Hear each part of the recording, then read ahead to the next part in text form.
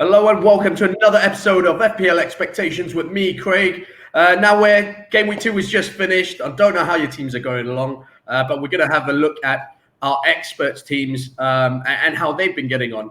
As you know, it's been a bit of a tricky start for some of you. I've seen the Twitter community, some of the selections haven't been going to plan, but not to worry. We've got FPL Mariner in the house to help us out with all of your problems. How are you doing, Mariner? Well, I'm all right, Craig. I think I'm just recovering from quite a stressful weekend watching Spurs against Southampton, which reminded me of my old Sunday League team. Defense. Yeah, the highlight from Southampton was a bit ridiculous, wasn't it? Yeah, in the old days, we used to beg the referee not to give a corner to us because the other team would always score off our corners. It was one of those. Yeah. It was ridiculous. It was pathetic, wasn't it? It was, and it did help with the fact that Son Heung-min, I see that he got transferred out quite a bit as well, but it didn't help with the fact that he scored 4 goals. Did you have him in your team? No, my wife transferred him out, so there we go. There we go. Just what you need. All right, we'll get cracking, and we're going to see how your team got on in Game Week 2. Let me just get it up for you. And there you go. Mariner, talk us through your team, Game Week 2. Yeah, so, a clean sheet, which was nice. I think there was only a couple in the entire game week. Was it record number of goals this week? Yeah. It was like 44 goals, and I managed to get a clean sheet with Matt Ryan. So I was quite happy with that. And I have to say, I really do fancy Brighton. I think they look quite good. They do. They look quite robust at the back. I think that's maybe not a bad call. I think the McCarthy-Ryan call, at the moment, I feel like I'm coming out on the right side of that one. Justin, 2 returns in 2 weeks. Can't complain at all with that. Obviously, tough fixture coming up, but then a couple more favourable fixtures, so I'm happy with him. Walker-Peters, a return, but Keystone Cops defence. But a return, and continuing his end of season form last year, where he got a couple of returns as well. So I think he probably gets a little bit of a stay of execution, given the fact there's West Brom coming up as well, and Burnley, and they don't look any great shakes going forwards. Alexander-Arnold, he looks much better. I thought he looked a lot more like his old self. I think it helped slightly. I mean, in the second half, obviously, Chelsea down to 10 men. Even then, I still thought he was a bit better. I just felt he was a little bit better. Moving on, Aubameyang, how disappointing was that? You weren't the only one who captained him, don't worry. I think the vast majority of the league did. I think, to be honest, who else would I have captained in my team? I would probably have captained Salah. Or Rashford, and if that's the case, then I didn't have a great deal of option anyway. So Aubameyang was always going to be captain this week. I suppose it's an assist, so at least it's a return, a captain success. But very disappointing. I thought he was pretty absent actually, and most definitely not value for 12 million. That's my perspective at the moment. And I think that's as much as anything due to the fact that I think Arsenal are pretty poor, and Willian's hot and cold. And it was a cold week for Willian. So I think if Willian's on it, then I think Aubameyang will do much better. Salah, it's Mane's week. So he's going down. I mean, it's one of those. It's a 50-50 between the two, isn't it? When one goes hot, the other goes cold. Unless you have the both of them, and then you get the double returns. But 23 points from 2 weeks, I'm not going to complain. So he's fine. Rashford and the whole Manchester United team, I thought were extremely disappointing. I got up and watched it in the morning. So I'm obviously here in Singapore, and I watched it on catch up without looking at my phone, half expecting to see, at least them turning up a little bit, and they didn't, did they? No. It was a poor performance. They were poor, and I think whilst I don't bring a 9.5 million player in to sell him, straight away. So again, I think he'll be better. Although as I said earlier on, I think Brighton are looking a bit better, and I don't think that's an easy game actually for Man U this week. Saint-Maximin, well, injured and shocking. I thought also quite poor before he went off, before the injury, although it wasn't long before he got his injury. But I just wasn't very impressed with him at all. And now he's flagged. I'll go on to what I'm doing with him in a minute. Calvert-Lewin, wow. I mean, that was the champagne moment of the weekend, especially when Richarlison scuffed that chance, which meant Calvert-Lewin scored. Because you know what I think of Richarlison is a complete troll to me. So, I call him Rich Alley Troll. I've called him that for many years. And I was delighted with Calvert-Lewin. But I just think Everton are a team to get on. And I just thought he was great. Adams, 1.7 XG over 2 games. Couldn't hit a barn door from a yard. What is going on? He's either very bad or very unlucky. Yeah. And I can't quite decide what he is yet. I mean, the good thing from Adams, from what I see, he's getting into the positions now. With strikers, it's going to come off his shin or off his shoulder, going to the net, and he's just going to go on this run where you're going to be. Come off his ass for me, mate.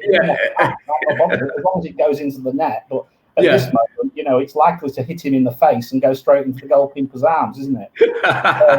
No, I mean, I don't know. I mean, Southampton were pretty poor, of course, but at the same time, they are still creating chances, and I think Armstrong coming back made a difference to them. And that might be a positive, and that's why at the moment, he's got a stay of execution, I think, at this moment. And Werner, he probably the only one who looked anything remotely like it for me. So he's not going anywhere at the moment. But I have to say, he is going to be a 9.5 million dilemma that I have soon, unless he starts to perform. So 59 points. So 131 points in total. Game rate, total rank of 1-0, down about 400. Man, so can you just scroll it down a little bit? Sorry, I think it's oops. I think my banner is kind of blocking. If you can, right, okay. So it's not sure you can see it. Wait, yeah. It's 131 points. So just slightly under a million rank, probably same numbers of points as somebody on a million, probably. But if you look at it in context, that's an average of 65.5 points. Now, if we average 60 points over the season, we'll be in the top 100K, I would estimate. Yeah. So we've just got to get, and 65 points, I think if I average 65 points, I'd have to work out, what that is. But I would say 65K, you'd be looking at 65 points on average, you'd be looking at a very, very good finish. Yeah. I was just telling you off air, I was really disappointed with my game week. I got 53 points, I think it was in the end.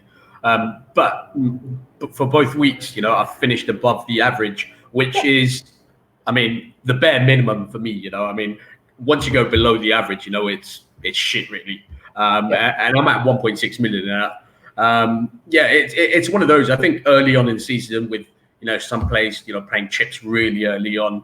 And then you have a lot of players who don't really, they set the team up and then just leave it and don't watch. I think, after game week 5, it kind of peters out a little bit. And then you kind of see the big players kind of slowly start to rise. I agree. I expect it to recalibrate sometime quite quickly. And I expect that we'll get probably a low week coming up. I've got a funny feeling we might have a couple of grinding weeks in the next few weeks where the goals aren't there, and perhaps we do get the odd clean sheet coming through now. But we'll see. But as I say, it was a freak week, wasn't it? Let's face it. It was a complete freak week. The Spurs, obviously took complete advantage of Southampton's inept performance. Inept defending, rather. Yeah, and West Brom got absolutely battered by Everton, which could have been another cricket score. So I think all in all, it was an odd week. Credit to anybody who captained Son, kept Son for a start, captained him, had Kane. I think the highest score I saw in my mini league was 106. So pretty good. And to complement that, I had DCL as well. Yeah. Some people had Mitrovic of all people. Yeah.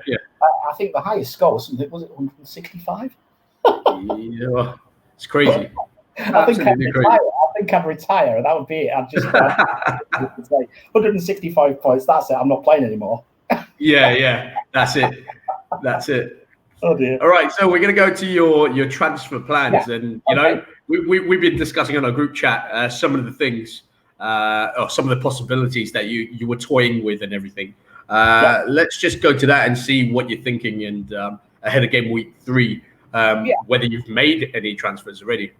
Well, the first thing to say is that I think on Saturday afternoon, or Saturday night, I think I said I was going to wildcard. I think I'd had about half a bottle of wine and I was ready to wildcard. But I held back, and what I was worried about was prices and price falls and things like that. Yeah, Adams and Vinagre and one or two other people dropping in price, which then priced me out of other moves.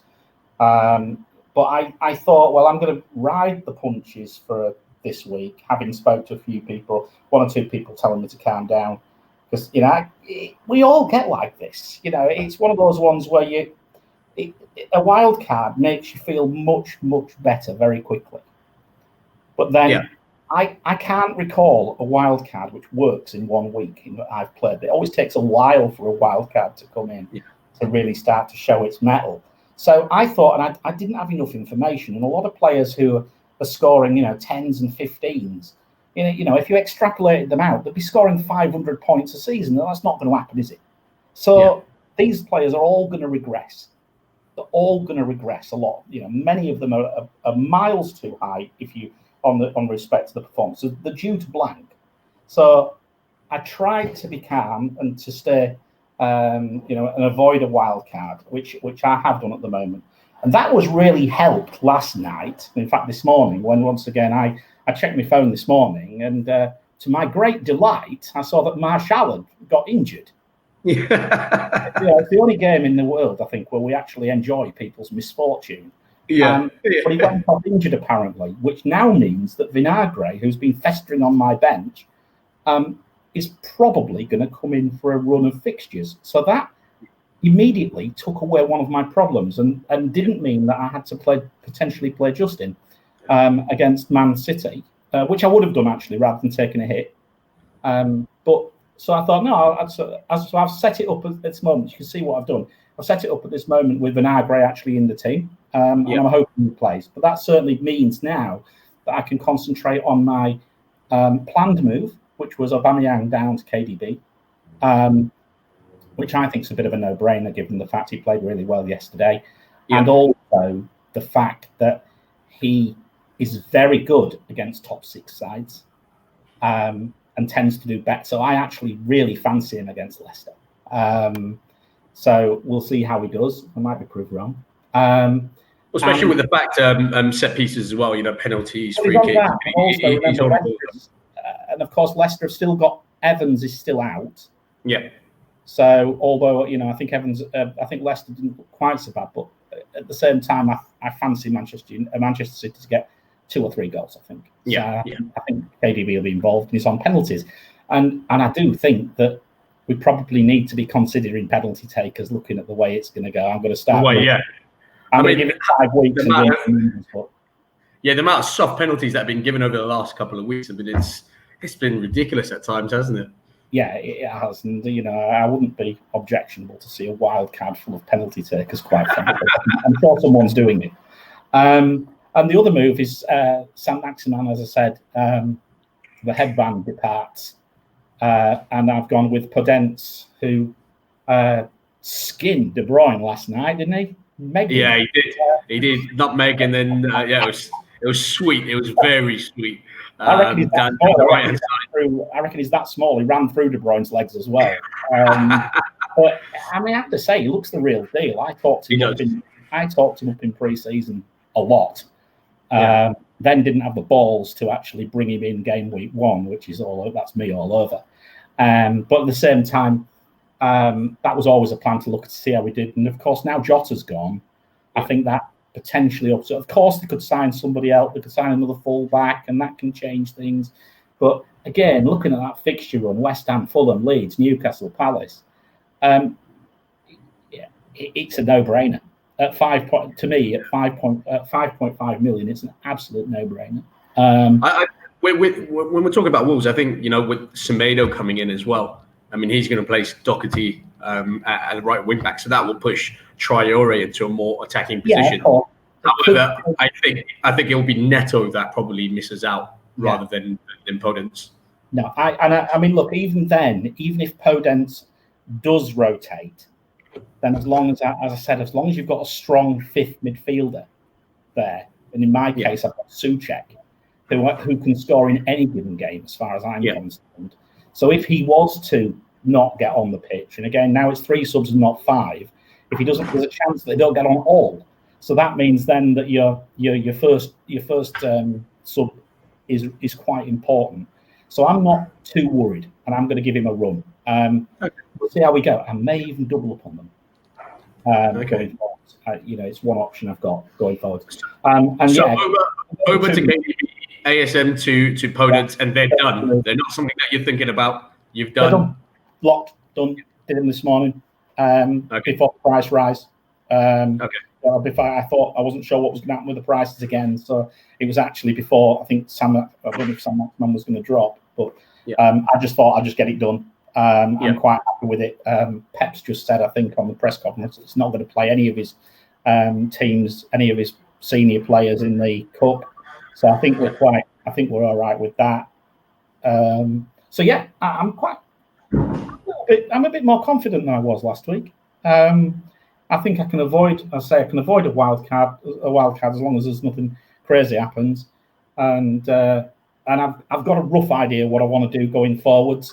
I think if I could, shall I move on to the next slide and show you what I was going to do, because I think it's worth talking about value. Right. So we're going to come on to the watch list. Yeah, that's right. And I think this is where I've been quite well known for this, what I call is a PPMR. So it's points per million, but it involves the rotation. So basically, if you take the points that Foden got, for example, last season, and you then extrapolate it out to 38 games against minutes played, and then take off his rotation. Now, post-lockdown, Foden's rotation was around 40%. So, but even then, a lot of us had him, didn't we? Because we perceived his value then. So I think Foden, given the fact that he started last night, he scored last night. There will be some rotation, of course, and I think you're minded to bring him in this week, whereas I'm minded perhaps I would probably wait a week now and possibly look at him the week after, given the fact he started this week. But anyway, that being the case, Foden comes out as a quite ridiculous 51 points per million, which he's never going to achieve that. He's never going to achieve that. So it's farcical. But if we then look at his rotation and we say, look, in fact, at 40% time, he's still going to be 30.6 points per million, which is still very, very competitive. Very, very competitive. If he rotates 30%, 35.7, and 20%, 40.8. 40.8 standout value. It's huge value. So I think, to me, let's say he rotates for 20% or 25% of the time. Foden's is a no. Foden's. Foden's. That'll be an interesting combination. See what happens if they mate it. That's one hell of a player, that's for sure. Cross Foden with Foden's, but no. With all honesty, great value. So I will be looking at trying to bring him in, and I think it could mean that I might have to do a little bit of a rejig around it, but that also will mean that I could possibly get rid of Adams.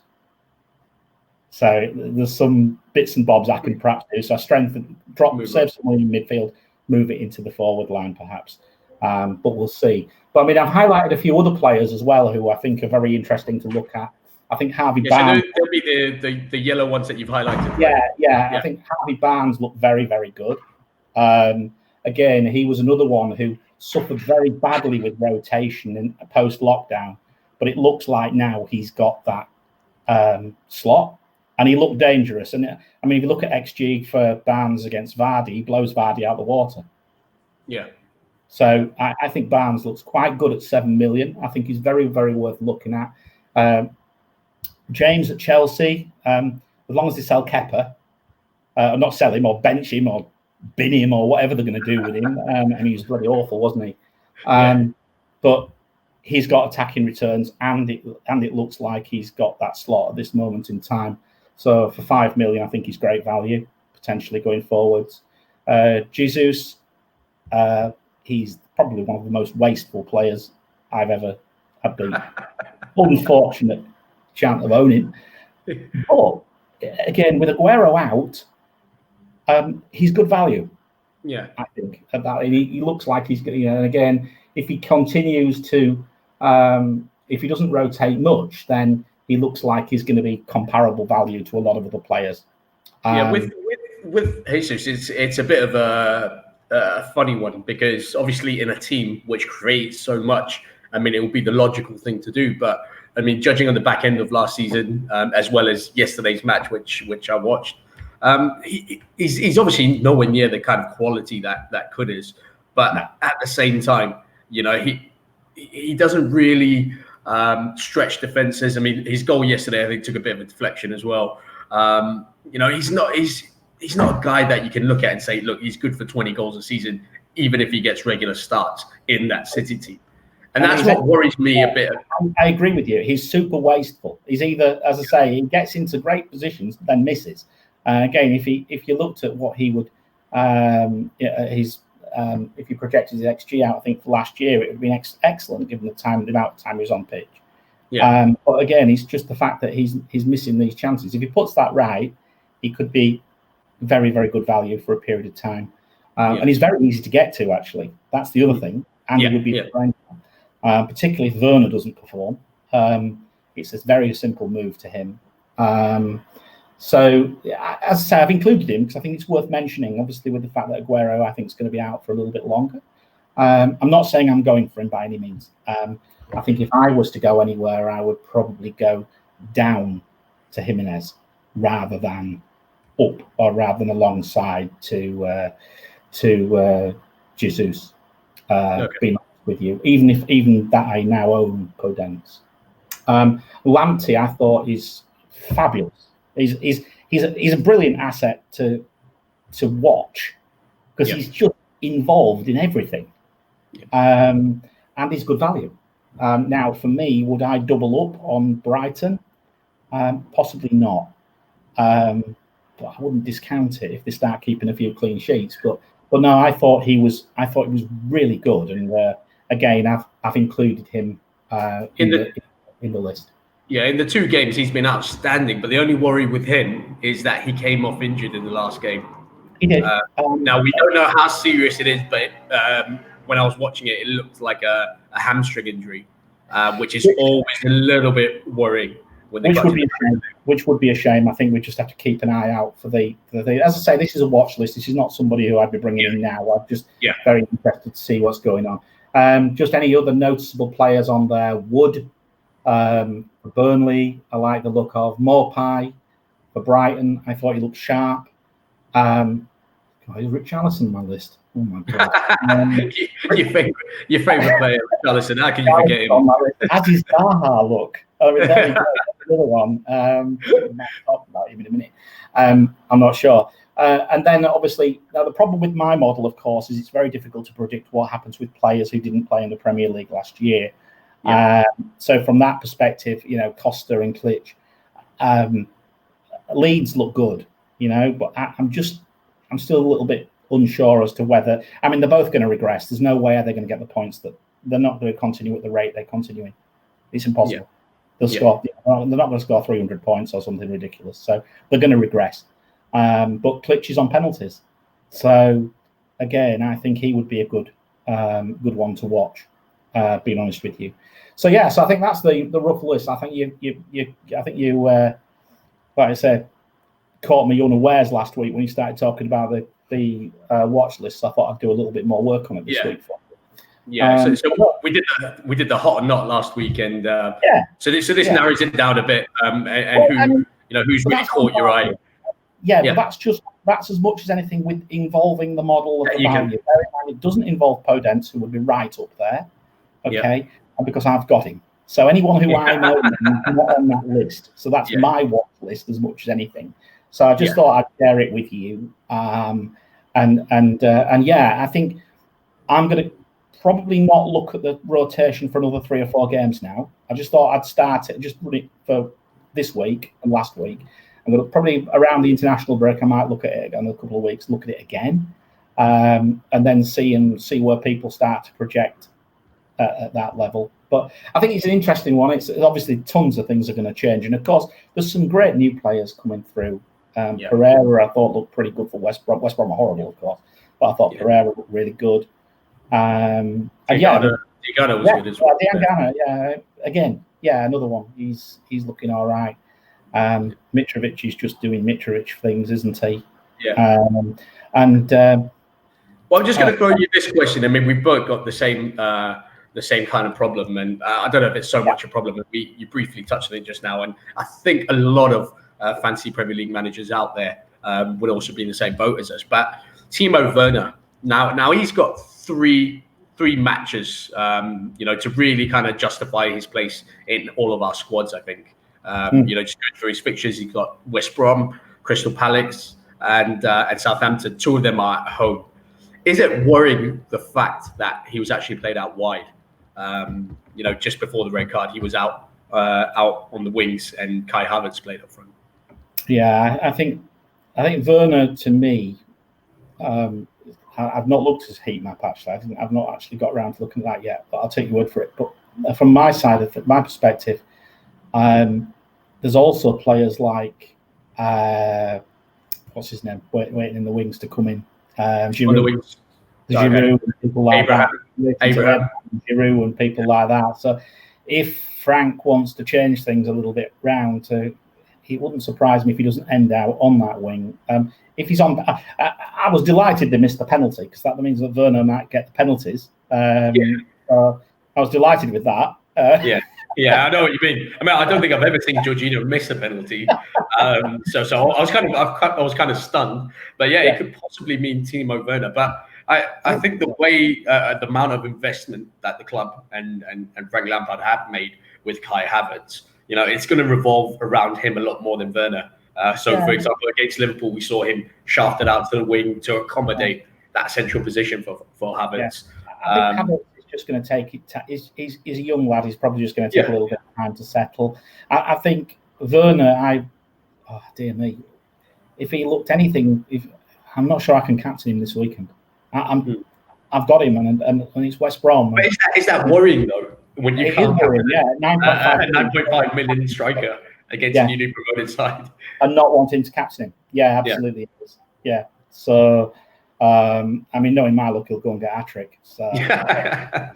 Well, you won't be alone. I don't think I've got enough faith in him to give him the arm. So we'll leave it there. I think we'll see. I think it's. I do take your point though. I think if you've got a player like Werner, he's an expensive asset to have. You can do a lot with 9.5 million. So, but saying that, the risk is that if he does start to bang, he's highly owned, so he could hurt us a lot. Yep. All right. So we're going to go on to the questions from the community next. So we sent a tweet out just before we came on, welcoming all the kinds of all questions from the FPL community. We're going to go straight to it, and let me just get the tweet up. Sorry about that. And we've got the first one up from FPL Matcha, and he's keen to know. He's got 2 questions actually. So at FPL Matcha, his first one is thoughts on ASM, and do I ship him out for a hit, or do I keep and transfer out later? And if so, who do I take him out for?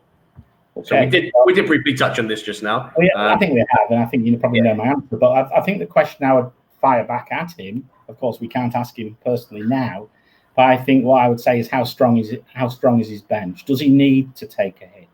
Because has he got other fires he needs to deal with, or can he get through this week with perhaps benching ASM because he might be fit? I think Bruce has just said. I think I saw Ben Dinnery just tweet only a few minutes ago saying that ASM might be okay. He might be all right for the weekend. So I've already took him out anyway because I just wasn't very happy with him. But, from the perspective of this, if you want to take a hit on him, I took the decision to take a hit.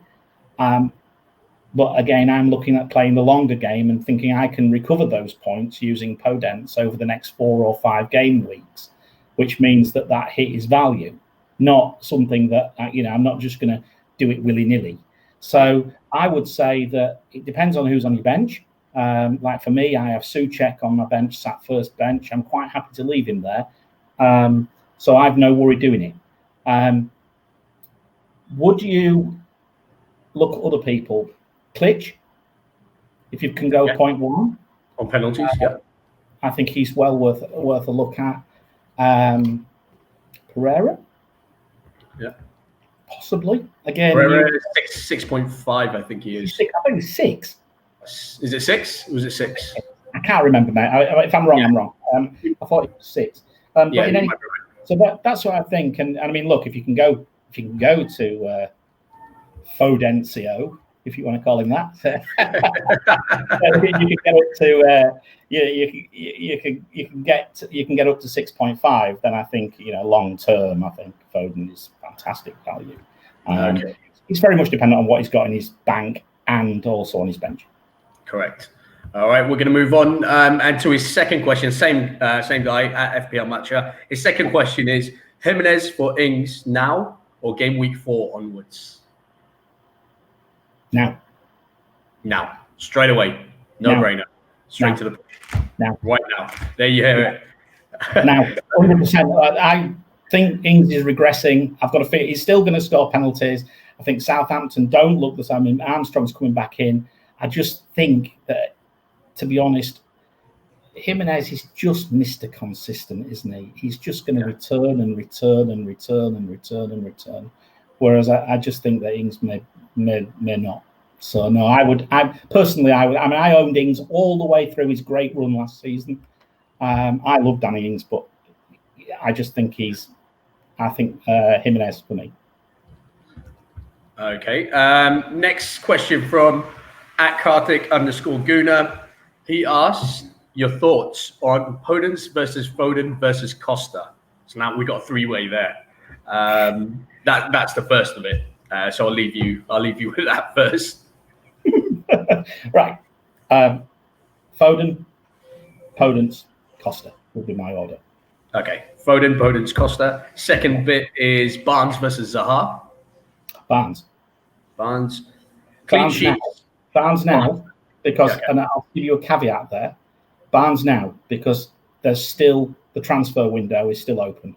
So Zaha is going to play his tits off probably between now and the transfer window closing, and then he could go back into his shell or throw his teddy out his cot or whatever he's going to do. He's done before. But look, don't get me wrong. I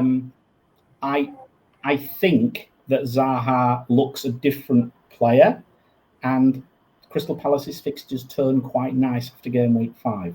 So I'm not discounting Zaha, but if you wanted my honest opinion, I would go with Barnes at this moment. I think Barnes looks like he's probably going to return better.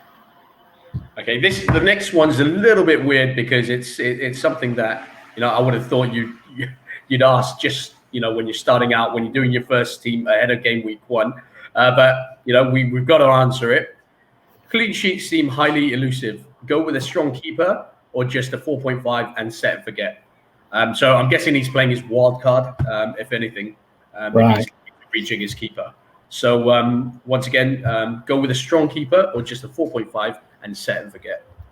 Well, I think if you looked at this week, I think you'd go with a 4.5, wouldn't you? Yeah. Matt Ryan all the way. No, I think if you look at this week and you look at the lack of clean sheets which are out there, then I think you'd probably go with a 4.5 keeper. Or look, there was a couple of penalty saves. This week, wasn't there? Martinez. Yeah, we got De Gea. Well, De Gea first. De Gea I've never picked in a million years. No, never. So that's not a non-starter. Sorry, mate. That's a non-starter. You'll retake it anyway. No, but Martinez is an interesting option for me on a wild card. I think he could do all right. I think Aston Villa tightened themselves up a lot at the back. And I think he looks all right. I think if I was wildcarding now, he would be on my list to have a look at. If I was wildcarding, I'd probably get rid of McCarthy on the back of that performance. Ryan, as I say, I'm okay with. But apart from that, there's not a great deal of 4.5 value, is there? No.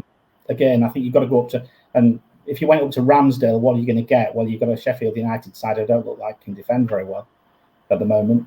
They don't look like they were last year. And I think what it might do, and I liked Ramsdale. I do like Ramsdale a lot. But what it makes me think is that Dean Henderson, who I saw make his Football League debut for Grimsby, actually a few years ago, and he was class. He booted our keeper straight out the side in no time, and he only because he actually got recalled to Manchester United because there was an injury. Otherwise, our number one keeper, who's still there, would probably have gone. Wow! So he was class. This was before he went to Sheffield United. Yeah, I think he went to Sheffield. I'm not sure if he went somewhere else first, but I think he just went to Sheffield. But no, we had him in League Two 3 or 4 years ago. Only as a young kid, and he was class. And I think Henderson, to me, is a big loss to Sheffield United. I think he's a big loss. So no, I think just in answering your question, going back to answer the question, I was slipped off sideways talking about Grimsby as usual.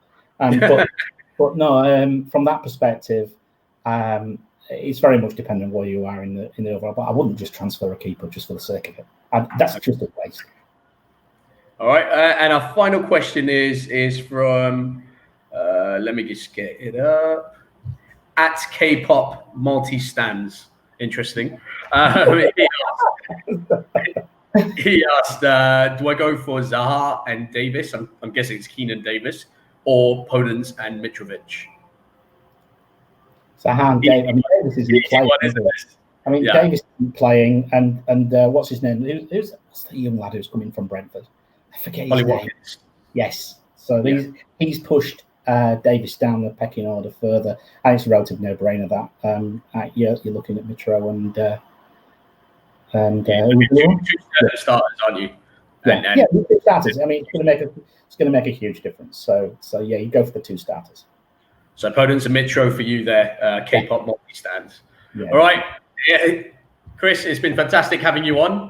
Thank you so much for joining us and giving us your time. I hope for you out there, FPL community, I hope all your questions were answered. If you had any doubts in terms of transfers, it was answered, and you got a little insight into Marina's team. But more importantly, Marina, I just want to ask you: are you going to put your watch list up on Twitter for anyone who missed the show? Anyone that can see it up on Twitter? Is that something that you're about to do? Well, I think what we're doing actually is I'm also involved in this Road to Global FPL Glory, where I do all my articles. So if people want to look for that, what we'll be doing, I will be doing an article on the watch list, which is going to come out during the international break. So I may just put a few up there, just as a bit of a teaser. But I mean, obviously, it's going to change given the fact that we are obviously only 2 games in, so it's early doors. But again, it wouldn't be a problem to just put this up. I could just put a screenshot on there for you underneath the on Twitter underneath there for you. So if they do want to catch your articles, where do they have to go again? It's the Road to FPL Glory. I can't remember the name of the book. I should really have the website written down. If you find it on, if people just go to my Twitter feed, they'll find it on there anyway. They'll find the articles, and you can get to the blogs there, and there's some great stuff.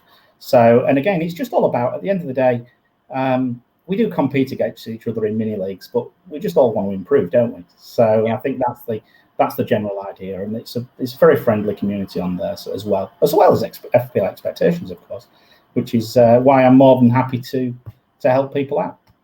Perfect, absolutely. Thank you so much, Marina, for coming on and giving us a bit of your time, and thank you for all of you watching. Once again, if you haven't already subscribed to us at FPL Expectations, please do down below. If you like this video, do give it a like. And if you're not following us on Twitter, please do. FPL Expectations is our Twitter handle. It's been great speaking to you guys ahead of game week 3. We will be looking to put on more content ahead of the deadline. So do stay tuned, and do stay tuned to our Twitter page, where we will be constantly in touch with anyone who's got any questions. You feel free to tweet us. We'll get one of our expert panels to come up there and give them their insights and their expert opinions.